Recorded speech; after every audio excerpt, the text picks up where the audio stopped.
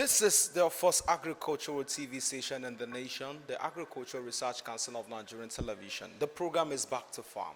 My name remains Joshua Ishaya. You can call me your farm guide any day, anytime.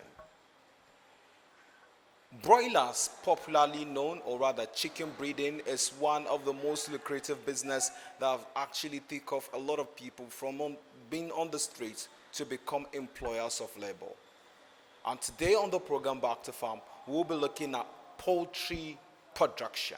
So all you need to know, all the guides, all the principles, all the nitty-gritty you need to know about this is what we're going to be sharing on today's episode of the program. So stay tuned. Don't think of touching your muscles, or rather don't think of moving your muscles once you're locked onto this very frequency. Agricultural Research Council of Nigeria Television. Take a look.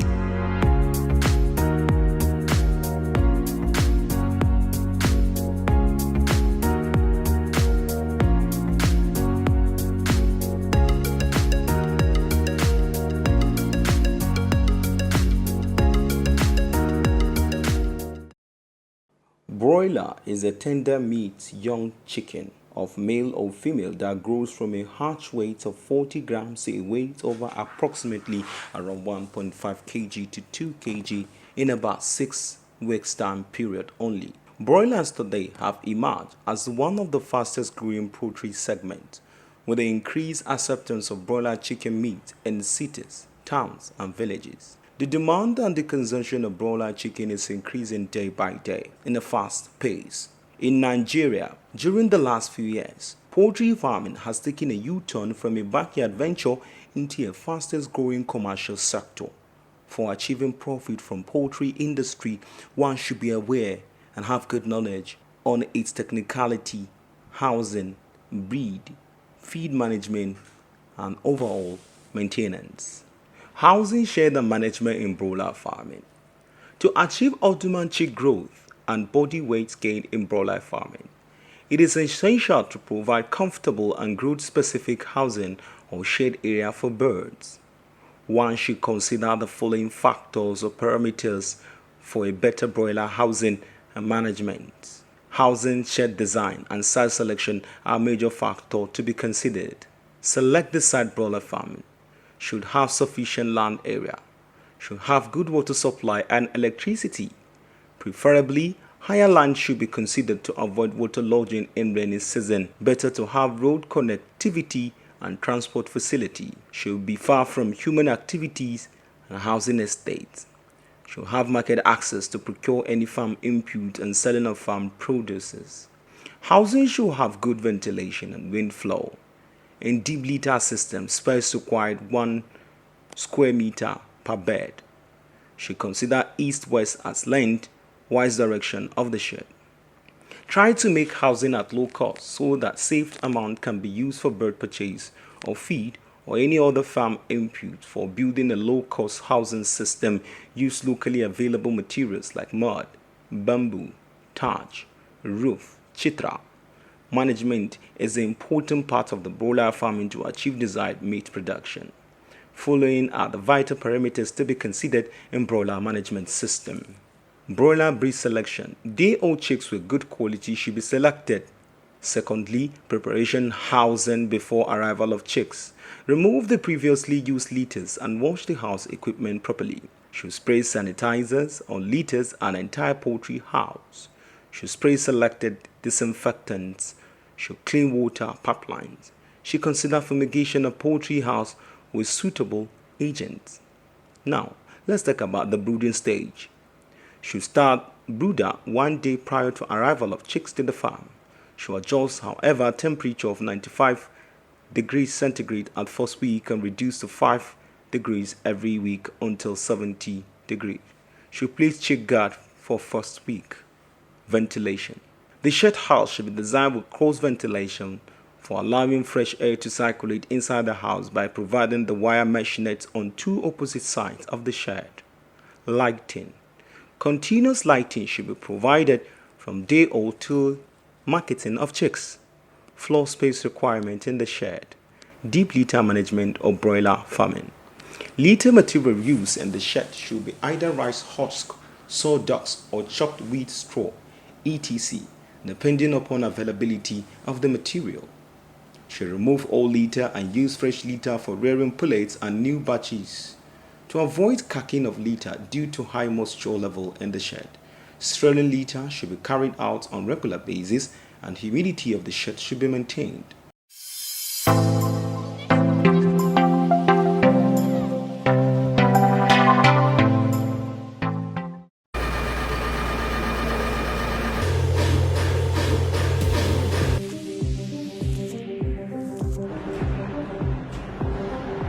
Would you eat synthetic meat? Food production technology has progressed to the point where we are able to create meat analogues derived from soybeans, gluten, and other plant products. Beyond Meat products are readily available in supermarkets as well as some fast food chains like Burger King and Carl's Jr. If this plant-based imitation meat isn't your thing, you can simply get your protein elsewhere. Food cultures around the world have heavily featured plant-based meats such as tofu or falafel for hundreds of years. But synthetic meat is not plant-based. It's meat. Lab-grown, artificially produced meat. Thanks to recent innovations in food production technology, consumers may see lab-grown meat in their supermarket aisles very soon. Numerous companies around the world, such as Upside in the United States and Future Meat in Israel, have been hard at work getting ready to bring their lab-grown cultivated meat to the masses. For the first time, they'll be able to say, no animals were harmed in the making of this meat product. Real meat, not harming animals. Instead, workers cultivate small clumps of animal cells in large industrial-grade vats over a period of weeks. During this time, these clumps of cells are grown or cultivated into muscle tissue or meat. Effectively, this means that Upside is able to manufacture real meat in this facility without harming any animals. But how exactly is this done?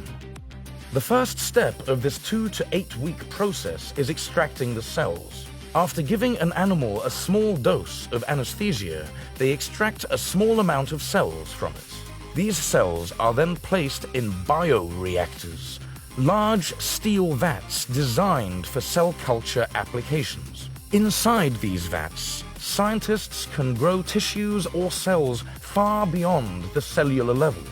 Inside the bioreactor, these cells are fed an oxygen-rich cell culture medium or nutrient broth to further promote their growth. This cell culture medium aims to simulate the environment inside an animal's body and thus contains nutrients such as amino acid, vitamins, and glucose. This nutrient bath encourages the cells to grow normally as they would inside the animal. Eventually, once these cells have multiplied enough, they turn into muscle tissue or a mass resembling ground meat. To shape the tissue into specific cuts of meat such as chicken breast or a prime cut of steak, scientists introduce fat cells and connective tissue cells into the culture. This isn't just for show either. The fat cells and connective tissue enhance the cultivated meat's overall flavor. Scientists can even control the nutritional value of the meat by altering the nutrient broth the cells are bathed in during the cultivation process. Despite the massive amounts of progress they've made with their meat manufacturing process, Upside is running into the same problems encountered by the other meat manufacturers of cultivated meat. For one, the business of cultivated meat is expensive. Each state-of-the-art facility required to produce cultivated meat costs millions of dollars to construct and maintain. Couple that with the overall cost of production, and you end up with a relatively expensive product that might be a hard sell for some consumers. Thankfully, Companies like Future Meat have been able to bring production costs down significantly.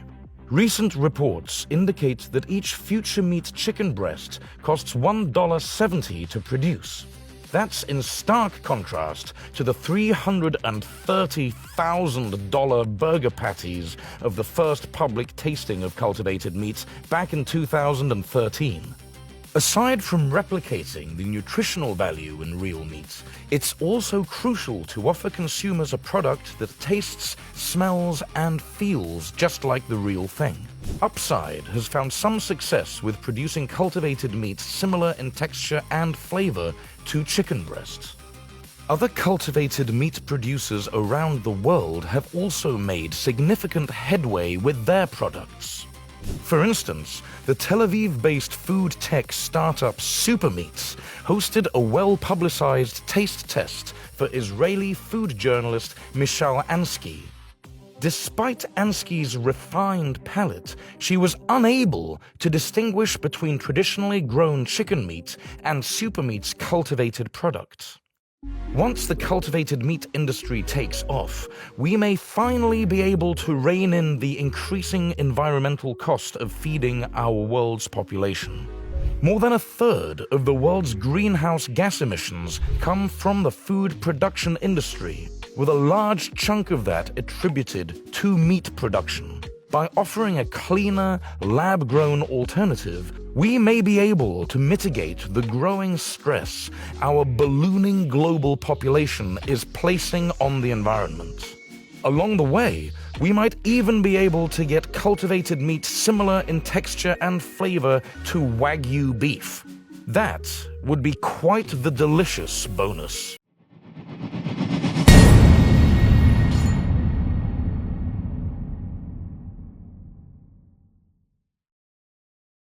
Poultry feed management.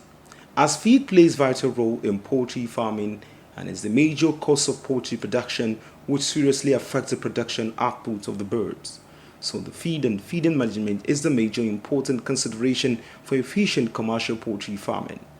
Improper feeding causes several deficiency diseases, which results in poor production performance. Also, make sure the feed have all the requirement nutrients, carbohydrate, fats, protein, minerals, and vitamins in right proportion for better growth of the birds. In addition to the regular nutrients, some additives are required to facilitate digestion and growth, and is usually added in reputed commercial feed. Types of poultry feed: 0 to 10 days pre-starter, 11 to 21 days starter, 22 days till marketing finisher. What are the advantages of technology in livestock production or broiler farming? It reduces cost inputs more effectively and improves gain in body weight. It maintains better, healthy conditions of chicks. It helps clean shed less live ticks and less disease incidents. Now, let's talk about disease control and vaccination schedule in broiler farming. In poultry industry, primarily emphasizing giving more prevention and control than curative measures. Make sure to start with disease-free store. Should vaccinate chicks against ringlet and Merrick disease at hatchery. Should use coccidiostyle or prevent coccidiosis. Should keep feed free from inflatoxins. Do not allow visitors or outsiders and attendants inside the poultry house unless they were disinfected. Boost and clean clothing. Should cover floor with clean litter with 3-inch depth. All in one system of rearing chicks should be followed to ensure less disease problems. Must provide food bath provision at the shed entrance. Must provide clean and fresh water daily. Affect all the birds of the farm. Below, these are the symptoms of diseases. Affect all the birds of the farm: difficult in breathing, nasal discharge, anorexia, greenish diarrhea, 90 to 100% mortality. Selection of birds. This is also an important factor. Several types of birds can be reared, and these are domestic fowl, turkey, geese, duck, peacock, guinea fowl, and the likes. There should be an apt decision as to the rearing of chicken, which are mainly divided into the broilers and the layers. The broilers are the ones being matured for meat and production, while the layers are the ones being matured for both eggs production.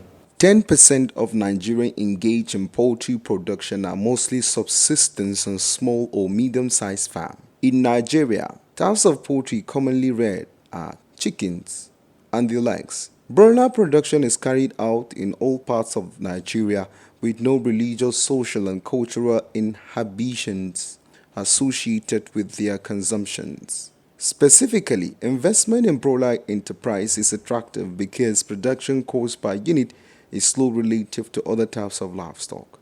The rate of growth in production is the highest when compared with ruminants and other monogastric animals. It's the cheapest, commonest, and the best source of animal protein. Poultry meat is tender and broiler production has short production cycles. Owing to these obvious advantages of broiler enterprises, large number of farmers go into production for income generation purposes. High demand for poultry products, success of exotic breeds, and ease of mastering the techniques of poultry production, among other factors, contribute to its development into a status of agribusiness in Nigeria.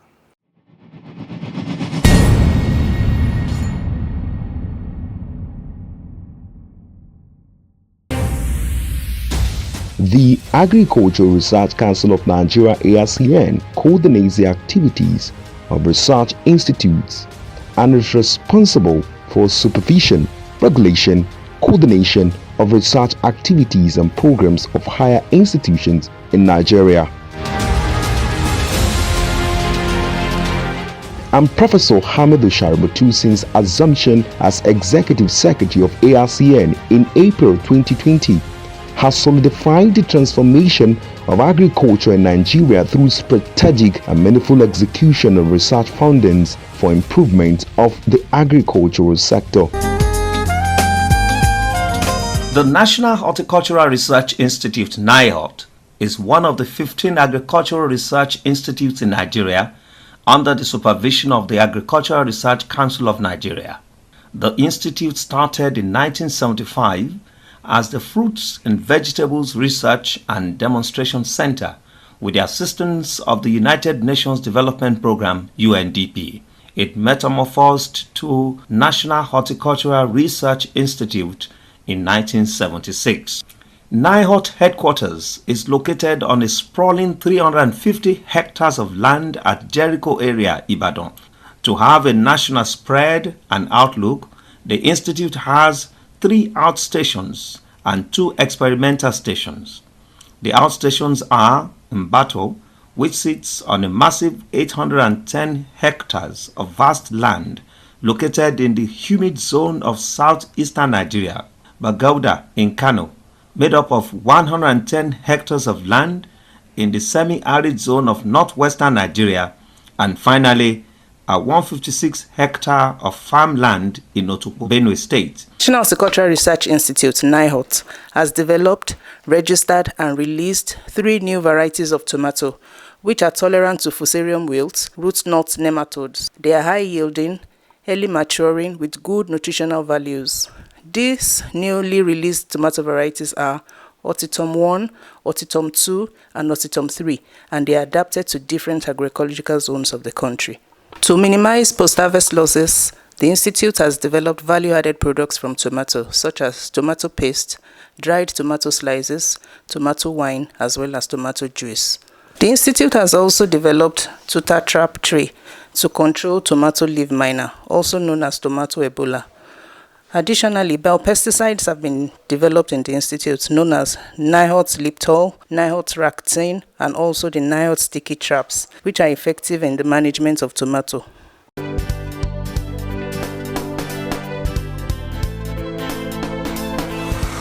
The Institute for Agricultural Research (IAR) is located in Samaru, Zaria in Kaduna State. It was established in 1922 as the research division of the Regional Ministry of Agriculture in the defunct Northern Nigeria region. The purpose at that time was to research into problems of agriculture and to provide solution, and to enhance productivity in agriculture in Northern Nigeria including agricultural mechanization to reduce difficulties of operations such as planting, application of fertilizers and herbicides, drying. It also includes the development of improved crop varieties which are being planted by farmers in northern Nigeria.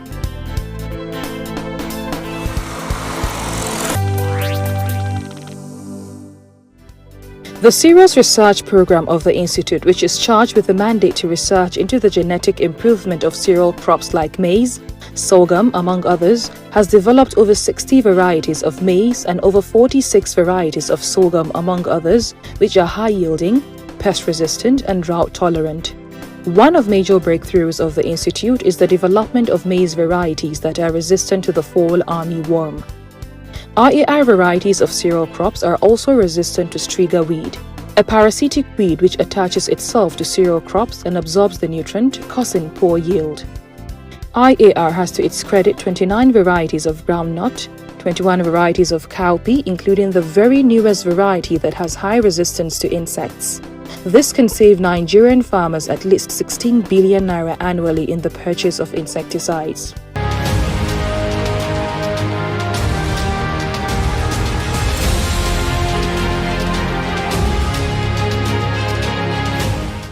ARCN promoting agriculture.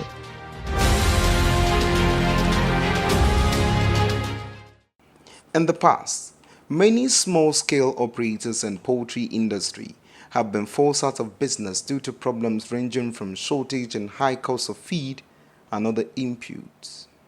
The report has it that broiler producers could sell their product at a competitive price to make more profit if the cost of broiler production is reduced. Some other found that cost of feed and day-old cheek costs constituted about 66% of the total variable input in the study area. They stressed that broiler producers need to efficiently utilize feed resources to reduce expenditure on feed in order to increase profitability. Inadequate management practices in feeding, housing, healthcare, and tradition methods used by broilers farmers, among other factors, are responsible for the low productivity. In a study carried out by researchers, it was reported that farm inputs such as farm size, fertilizer, herbicides, pesticide, planting seed, farm labor, and capital were the major predictors of productivity. It was advised that these resources could be exploited to improve productivity level of rice production to boost the economic status of rice farmers in the area. Broilers production is an ongoing business in Nigeria. Previous studies in broiler enterprise were mainly focused on profitability and not much research have been done on them. The quantum and resources mix in poultry farm is important in assessing importance of farms, at the same time finding empirical evidence on the effect of resources used on broiler yield. Therefore, the study is designed to analyze the profitability and effects of farm resources on broiler output in Ngwali local government area of Imo State, Nigeria. This documentary is carried out. A purposive smiling technique is adopted in selection of 5 communities because of the concentration of broiler farms in the location. The communities' primary data used for analysis is obtained through interview schedule and structured questionnaire administered to broiler farmers, farm operators, and records were also observed. Questions asked were centered on unit cost of day-old chick, total number of day-old stock, unit cost of broiler feeds, total cost of feed unit, cost of rent, total cost of rent, mortality rate, number of table birds produced, unit price per broilers, method of broilers production used by farmers are observed and noted. Net farms income model is employed to determine the profits in broiler production, while ordinary least square multiply regression model was used to evaluate the effect of resources used in the profit from broiler production. The rapid expansion in the industry favored massive broiler production by private commercial companies nationwide. The private sector almost entirely dominated the broiler production chain but depended on government initiative and support in subsidizing the importation of raw materials. Inputs range from finished feeds, feedstuff, ingredient, drugs, vaccines, others. At the same time, corresponding increase of imported majorly legal but including illegal smuggled finished poultry products, live birds, hatching eggs, grandparent stock, parent stock, and frozen chickens were observed. The development in the petroleum industry during this period, coupled with economic buoyancy, is largely responsible for this observation. Local pump companies partnered with foreign industries and capitalized on government support to increase production. Government laws, including the Meats Law of 1968 and Food and Drug Law of 1974, have little effect in defining the trend of structure. Supportive policies which boosted production and importation include the Indigenization Decree. Following the high demand of broilers, farmers have seen the need to bring resources. This is to help the maximum projection of this season while stocking.